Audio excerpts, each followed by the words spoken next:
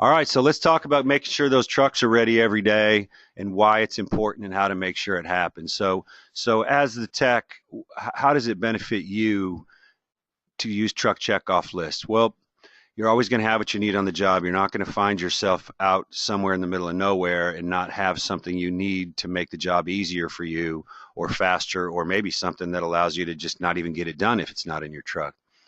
Keeps you from driving back to the shop, get those jobs done quicker. Happier Boss, and lots of different ones. Some are daily, some are monthly, some are weekly. The one that's on the screen now, you'll see it's a weekly one, and it's for non-DOT vehicles, those of you who have to separate your Department of Transportation registered vehicles versus your non-DOT vehicles. And again, these are here for you to customize for your company. So this is an example of, again, a weekly DOT daily truck off list.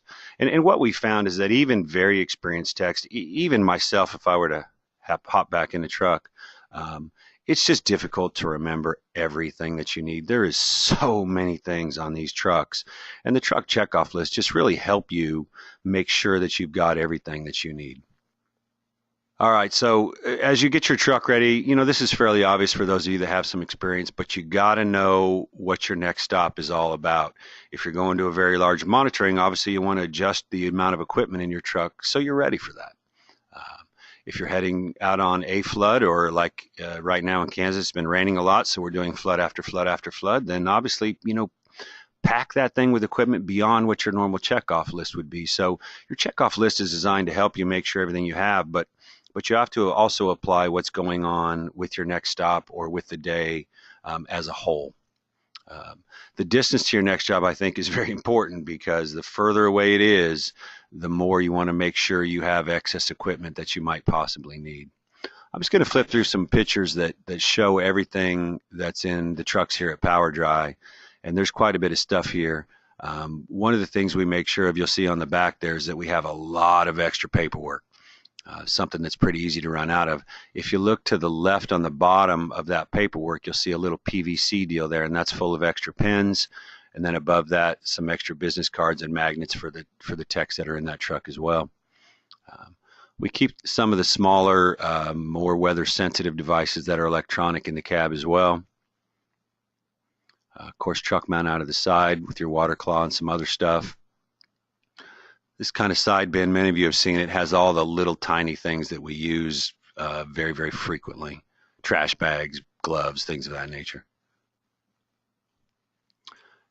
Electrical cabinets, it's very, very difficult to have too many extension cords, too many ground plug adapters, or too many three-way adapters. So we feel it's very important to have a large quantity of those. And we only stock one size and two types of cord, only 50-foot cords, and either 10 gauge or 12 gauge, nothing less than that, and nothing longer than that. I think another important thing you'll see there in the center on the left is that you have a set of jumper cables, and we make sure it's not a standard set, but that it's an extra long set, because sometimes your truck will be fine, but your truck mount won't start. So make sure when you put cables in your vehicles that they're long enough to reach from the truck to the truck mount, and you can use either battery to jump either device that way. Kind of a far away view there.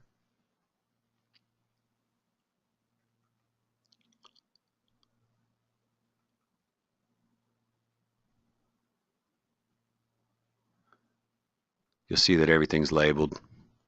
The nice thing about doing it that way, when something's missing, it's very, very optically obvious. You can see it right away.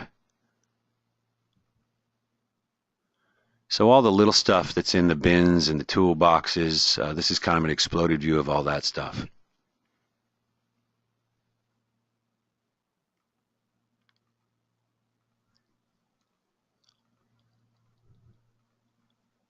And this is the kind of stuff that it's pretty easy to forget about when you're stocking your truck. I mean, fans and DUs, injection machines, those are pretty obvious, but this little stuff is what tends to get you in trouble, or that you can find yourself without on the job site.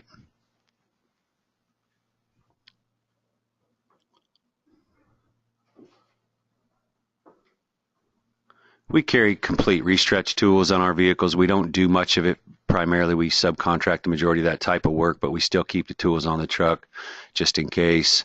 You can see we've got some small sump pumps there as well, and some corner guards to protect the customer's walls from our hoses. Lots and lots of electrical stuff. Hard to have too much of that.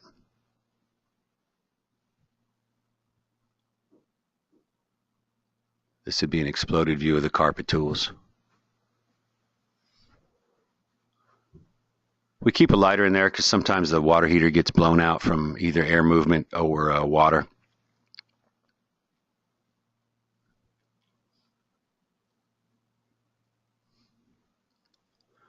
This bucket is kind of one of the things that's carried in first. You know, has all the standard stuff: blocks, tabs, a couple pry bars, drywall saw, some cleaning and spotting agents, and that's stuff that you need virtually on every single job, as well as some stair hooks